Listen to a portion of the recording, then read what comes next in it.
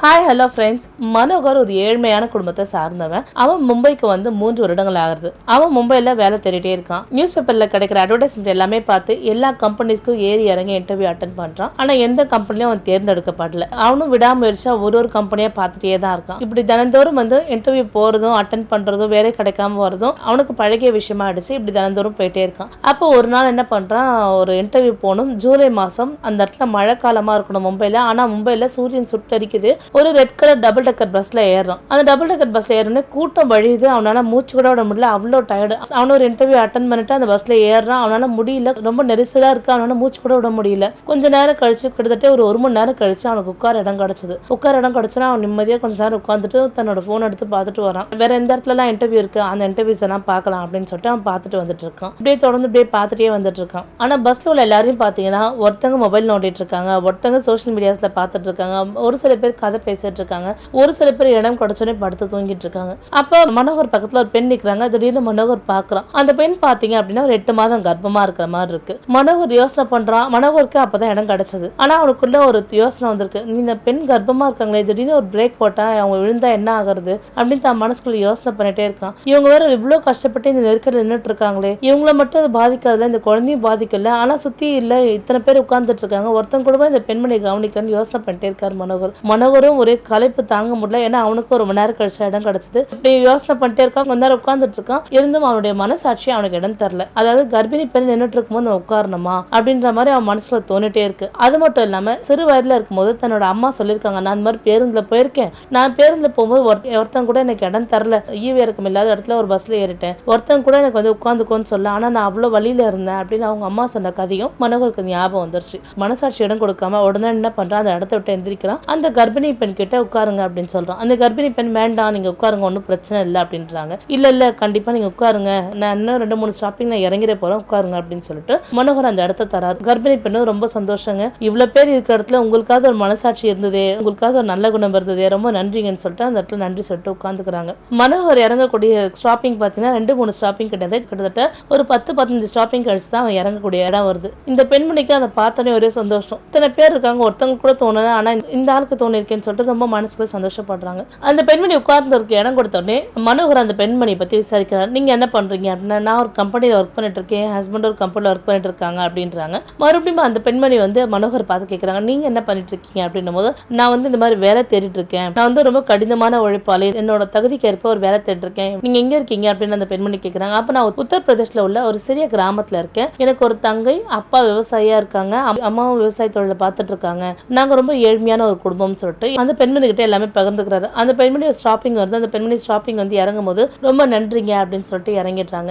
இப்படியே ஒரு 4 வருடம் ஆயிடுது. 4 வருடம் கழித்து பாத்தீங்க அப்படின்னா மனோகருக்கு சின்ன சின்ன இடத்துல வேலை கிடைக்கும். அந்த எல்லா இடத்துலயும் வேலை பார்த்துட்டே இருக்கான். சில கம்பெனியில வேலை செய்வான், திடீர்னு நின்றுடுவான். என்னன்னு பாத்தீங்கன்னா அவனுக்கு சம்பளம் குறைவா இருக்கும். அவனுக்கு கிடைச்ச வாய்ப்பெல்லாம் விடாம அதுல இருந்து ஒரு ஊதியம் கிடைச்சா போதுன்ற மாதிரி வாழ்ந்துட்டு இருக்கான். ஆனா அவனுடைய கனவு வந்து பாத்தீங்கன்னா ஒரு நல்ல கம்பெனில ஒரு அக்கௌண்டன்ட்டா ஒர்க் பண்றதுதான் அவனுடைய கனவாவே இருக்கு. அப்ப திடீர்னு பாத்தீங்கன்னா மனோகரோட அம்மா அப்பா போன் பண்றாங்க, இந்த மாதிரி ரொம்ப கஷ்டமா இருப்பா, பணம் இருந்தா அனுப்பி விடுப்பா அப்படின்றாங்க. அப்ப மனோகர் நினைக்கிறான், நம்மளே இங்க சாப்பிடறதுக்கு ரொம்ப கஷ்டப்படுறோம்னு சொல்லிட்டு யோசனை பண்றான். சரி, நமக்கு ஏதாவது ஒரு வேலை கிடைச்சதா நம்ம நல்லபடியா தான் அனுப்பி விடுவோம் அப்படின்னு நினைச்சிட்டு இருக்கான். மனோகர் தாராவதி பகுதியில ஒரு சின்ன வீட்டுல வாழ்ந்துட்டு இருக்கான். அந்த சின்ன வீடு பாத்தீங்க அப்படின்னா பக்கத்துலயே ஒரு அடுப்பு, ரொம்ப ரொம்ப சின்ன வீடு, நிறைய நியூஸ் பேப்பர்ஸ் கட்டிங்ஸ் எல்லாம் வச்சிருப்பான். அதாவது எந்தெந்த இடத்துல வேலை இருக்கு எல்லாமே இப்படி பார்த்துட்டு போயிட்டே இருக்கான். இப்படி அவன் பார்த்துட்டே இருக்கும் போது நியூஸ் பேப்பர்ல இந்த மாதிரி ஒரு அக்கௌண்டன்ட் தேவைப்படுறாங்க, இதுல இருந்து 5 வருடம் அனுபவம் இருக்கவங்க அப்ளை பண்ணலாம் அப்படின்றாங்க. அப்ப மனோகர் யோசனை பண்றான், நம்ம இந்த கம்பெனிக்கு அப்ளை பண்ணக்கூடாது, நமக்கு தகுதியானவங்க தானே சொல்லிட்டு அந்த கம்பெனிக்கு அப்ளை பண்றான். அப்ளை பண்ணி அந்த கம்பெனி பார்க்குறேன். அந்த கம்பெனி பார்த்தீங்கன்னா நல்லா ஃபுல்லாக கிளாஸான ஒரு கம்பெனி, ஒரு பெரிய கம்பெனி. கிட்டத்தட்ட 2500 பேர் விண்ணப்பிச்சிருக்காங்க.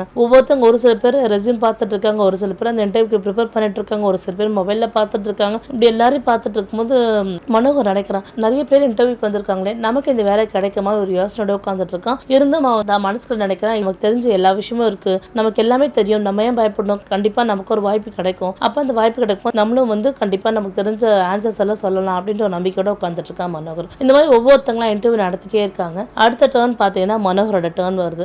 மனோகர் வந்து ஒரு பெரிய ரூம்குள்ள உட்காந்துட்டு இருக்கான். அந்த ரூம்குள்ள இன்டர்வியூவரை பாக்குறான். இன்டர்வியூ பார்த்தோன்னே மனோகருக்கு ரொம்ப நல்லா தெரிஞ்சிருச்சு. யார் அந்த பெண் பாத்தீங்கன்னா 4 வருடங்களுக்கு முன்னாடி ஒரு பேருந்துல இடம் கொடுத்தாலே அந்த பெண் பேர் பிரியா. அந்த பிரியா தான் அங்க இன்டர்வியூரா உட்காந்துட்டு இருக்காங்க. அதை பார்த்த உடனே மனோகருக்கு நல்லாவே தெரிஞ்சிருச்சு. அப்ப மனோகர் என்ன நினைக்கிறான் அப்படின்னா, இவங்களுக்கு என்ன நம்மள ஞாபகம் இருக்க போது, கிட்டத்தட்ட அந்த பஸ்ல நான் 1000 தடவை போயிட்டு வந்துட்டேன், நான் நான் இவங்களை ஒரு தடவை இங்கே பார்த்தது கிடையாது, இவங்க எங்கே நம்ம ஞாபகம் வச்சுக்க போகிறான்றதுனால இன்டர்வியூ கேட்போம் போல போயிட்டே இருக்கான். அப்போ பிரியா அவங்களோட ஃபைல்ஸ் எல்லாம் வாங்குறாங்க. ஃபைல்ஸ் எல்லாம் வாங்கிட்டு அப்படியே அமைதியாக இருக்காங்க. நீங்கள் எங்கேருந்து வரீங்க என்னதுன்னு கேட்குறாங்க. அந்த மாதிரி ஒரு உத்தரப்பிரதேஷ் உள்ள கிராமத்தில் இருக்கேன், இப்போ வந்து நம்ம மும்பையில் தங்கியிருக்கேன் அப்படின்ற மட்டும் தான் விசாரிக்கிறாங்க. அப்புறம் அந்த ஃபைல்ஸை வாங்குறாங்க. ஃபைல்ஸை வாங்கி ஓரமாக வச்சிடுறாங்க. சரி நீங்கள் கிளம்பலாம் அப்படின்னு சொல்கிறாங்க. அப்போ அதை கேட்டோன்னே மனோகருக்கு ஒரே ஆச்சரியமா இருக்கு. என்ன மேம் நான் ஏதாவது தப்பு பண்ணிட்டேனா, இல்லை ஃபைல்ஸ் எதுவுமே பார்க்கல, ஓப்பன் பண்ணல அப்படின்னாங்க. இல்லை நீங்கள் தப்பில் எதுவும் பண்ணலை, உங்களுக்கு ஞாபகம் இருக்குமா என்னன்னு தெரியல, ஒரு 4 வருடத்துக்கு முன்னாடி நான் வந்து கன்சீவாக இருந்தேன். அப்போ எனக்கு மாதம் 8 ஆகுது. அந்த 8 மாதத்தப்போ யாருமே இடம் கொடுக்காத ஒரு இடத்துல நீங்கள் எனக்கு இடம் கொடுத்தீங்க, எனக்கு ரொம்ப நல்லாவே ஞாபகம் இருக்குது. அது மட்டும் இல்லாமல் நீங்கள் வந்து வேலை செஞ்சுட்டு இருக்கேன்னு போய் சொல்லியிருக்கலாம், ஆனால் அந்த இடத்துல வந்து நான் வேலை தேடிட்டு இருக்கேன், எனக்கு கிடைச்ச வேலைக்குள்ள நான் செஞ்சுட்டு இருக்கேன்னு என்கிட்ட சொன்னீங்க, ஞாபகம் இருக்குது அப்படின்னா அப்படின்னு. ஆமாம் மேம் ஞாபகம் இருக்குது அப்படின்னாங்க. நீங்கள் மறந்துருப்பீங்க நான் நினச்சேன் அப்படின்னாங்க. இல்லை நான் மறக்கவே இல்லை, உங்களோட பேச்சு எனக்கு ரொம்ப பிடிச்சிருந்தது, அந்த உதவி மனப்பான்மை எனக்கு ரொம்ப பிடிச்சிருந்தது, அதனால இந்த கம்பெனிக்கு நான் அக்கௌண்டண்ட்டாக எடுத்துட்டேன் அப்படின்னாலே மனோகருக்கு ஒரே சந்தோஷம், தான் கண்ணில் தண்ணியாக வருது. உங்களோட சம்பளம் 25,000 சொல்கிறாங்க, நீங்கள் மேற்கொண்டு உங்கள் பெர்ஃபார்மன்ஸ் நல்லா இருந்தால் நான் சம்பளம் ஏற்றி தரேன் அப்படின்றாங்க. இது கேட்டோன்னே அவ்வளோ சந்தோஷம். ஏன்னா அவன் வந்து வாழ்நாள் முழுதும் இந்த மாதிரி ஒரு வேலைக்காக தான் காத்துட்டு இருக்கான் மனோகர். அவனுக்கு கிடைச்சோன்னே ஒரு சந்தோஷம். அவனால் வாய் பேசவே முடியல. மேடம் நான் போயிட்டு வரேன் மேடம், ரொம்ப நன்றி மேடம்னா, நாளைக்கு மறக்காமல் வந்துருங்க ஆஃபீஸ்க்கு, நான் உங்களோட வேலையை கரெக்டாக பாருங்கள், உங்களுக்கு கண்டிப்பாக உங்களுக்கு நல்ல ஊதியம் கிடைக்கும் அப்படின்னு சொல்லி அனுப்புகிறாங்க. அவனுக்கு அதை கேட்டால் அவ்வளோ சந்தோஷமாயிடுது. மனோகரும் தான் தங்கியிருக்க மும்பையில் உள்ள ரூமுக்கு வரான். வந்த உடனே என்ன பண்ணுறான், அவங்க அம்மாவுக்கு ஃபோன் பண்ணுறான். அம்மா எனக்கு இந்த மாதிரி 25,000 வந்து எனக்கு சம்பளம் கிடச்சிருச்சு, இந்த மாதிரி ஒரு வேலை கிடச்சிருக்குமா அப்படின்னு சொல்லிட்டு ரொம்ப சந்தோஷமாக சொல்கிறான். அவங்க அம்மா உன்னை கடவுள் தான் காப்பாற்றினாரு அப்படின்னாங்க. கடவுள் காப்பாற்றலாமா, நான் செஞ்ச சிறு உதவி என்னை காப்பாற்றிருக்கு. என்றைக்கோ ஒரு நாள் நான் பஸ்ஸில் அவங்களுக்கு இடம் கொடுத்தேன், அந்த இடம் கொடுத்ததோட மனப்பான்மையாக தான் இன்னைக்கு எனக்கு ஒரு நல்ல வேலை கிடச்சிருக்குமா அப்படின்றாங்க. ரொம்ப சந்தோஷம்ப்பா அப்படின்றாங்க. அப்புறம் இப்படியே ஒரு 6 மாதம் காலம் நல்லா ஒர்க் பண்ணுறாரு மனோகர் அந்த கம்பெனியில். அந்த கம்பெனியில் ஒர்க் பண்ணுறத பார்த்து இங்கே உள்ள ஒர்க்கர்ஸ் எல்லாமே அதிர்ச்சி ஆகுறாங்க. ஏன்னா அவனுடைய கடின உழைப்பை போட்டே இருக்கான், எப்பொழுதும் வேலை செஞ்சுட்டே இருக்கான். அவனோட பெர்ஃபார்மன்ஸ் நல்லா இருக்கும். என்ன பண்ணுறாங்க, பிரியா சம்பளத்தை 25,000 30,000 உயர்த்துறாங்க. இது வந்த உடனே ஒரே சந்தோஷமா இருக்கு மனோகர் என்ன பண்றான், தான் தங்கச்சிக்கு திருமணம் பண்ணி வைக்கிற ஏற்பாடுலாம் செஞ்சுட்டு இருக்கான். அது மட்டும் இல்லாமல் தான் தங்கி இருந்த அறை ரொம்ப சின்ன அறையா இருக்கிறதுனால அதே தாராபுரம் பகுதியில் என்ன பண்றான், வேற ஒரு பெரிய வீடை எடுத்துட்டு ஒரு ரொம்ப சந்தோஷமா வாழ்க்கை நடத்திட்டு இருக்கான். மனோகர் தன்னுடைய கடின உழைப்பை எப்பொழுதும் போட்டுட்டே இருக்கான். ஒரு நாள் அந்த கம்பெனியில் ஆண்டு விழா நடக்குது. அந்த கம்பெனியில் ஆண்டு விழா நடக்கும்போது பிரியா வந்து மனோகரை பத்தி பேசுறாங்க. எனக்கு வந்து 8 மாதங்கள் இருக்கும், அப்போ வந்து என்னோட கணவரும் ஆஃபீஸ்க்கு ரொம்ப இம்பார்ட்டன்ட் மீட்டிங் போயிட்டாரு, என்னோட டிரைவர் வரல, என்னோட காரும் பழுதாயிடுச்சு, அதனால அந்த ஒரு காரணத்தால் நான் பேருந்தில் போக வேண்டிய ஒரு சூழ்நிலை வந்தது. அந்த சூழ்நிலை வரும்போது 8 மாத கர்ப்பிணியா இருக்கேன். அங்க கிட்டத்தட்ட ஒரு 150 பேருக்கு மேல உட்கார்ந்துட்டு இருக்காங்க. ஆனா ஒருத்தங்களுக்கு கூட அவங்களுக்கு இடம் தரணும்னு மனசு வரல. எனக்கு வந்து மனோகர் தான் இடம் கொடுத்தாரு அப்படின்னு சொல்லி அந்த மனோகரை பாக்குறாங்க. அப்புறம் எல்லாருமே மனோகருக்காக கை தட்டுறாங்க. இன்னைக்கு மனோகர் செய்த சின்ன உதவியால இன்னைக்கு வாழ்க்கையில அவர் முன்னேறி இருக்காரு. எல்லாருமே நம்மளால முடிஞ்ச சின்ன சின்ன உதவியை கண்டிப்பா எல்லாருக்குமே செய்யணும். மனோகர் வந்து அன்னைக்கு செஞ்ச சிறு உதவி எனக்கு வந்து ரொம்ப பெரும் உதவியா இருந்தது. என்னால நிக்கவே முடியல, எனக்கு சரியான இடுப்பு வலி முதுகு வலி எல்லாமே இருந்துச்சு. மனோகர் இடம் கொடுக்கும் போது எனக்கு அந்த இடத்துல ரொம்ப சொகுசா இருந்தேன். ஏன்னா அவ்வளவு கஷ்டப்பட்டு நான் நின்றுட்டு இருந்தேன். அங்க இருந்து ஒருத்தர் கூட எனக்கு உதவணும்னு ஒரு எண்ணமே வரல. ஆனா இவர் எனக்கு வந்து உதவினாரு. அந்த உதவினோட மனப்பான்மையா தான் இன்னைக்கு அவர் நம்ம கம்பெனில வேலை செய்யறாரு. அது மட்டும் இல்லாம அவரோட கடின உழைப்பால இன்னைக்கு வந்து சீனியர் அக்கௌண்டன்ட்டா அவர் ஆயிருக்காருன்னு சொல்லிட்டு அவரை புகழ்ந்து பேசுறாங்க. ஆனா மனோகருக்கு அன்னைக்கு தெரியாது, அன்னைக்கு அந்த ஒரு இடம் கொடுக்கறதால நம்ம வாழ்க்கையே மாற போகுதுன்னு மனோகர் தெரியாது. ஆனா இன்னைக்கு மனோகரோட வாழ்க்கை ரொம்ப சிறப்பாவே மாறி இருக்கு. சார் நீங்க ஏதாவது சின்ன சின்ன உதவி அந்த மாதிரி யாருக்காவது செஞ்சிருக்கீங்களா, அதனால உங்களுடைய வாழ்க்கையில ஏதாவது மாற்றம் ஏற்பட்டிருக்கா அப்படின்னு கமெண்ட்ல சொல்லுங்க. மீண்டும் வேற ஒரு நல்ல வீடியோவில் சந்திக்கிறேன். நன்றி, வணக்கம்.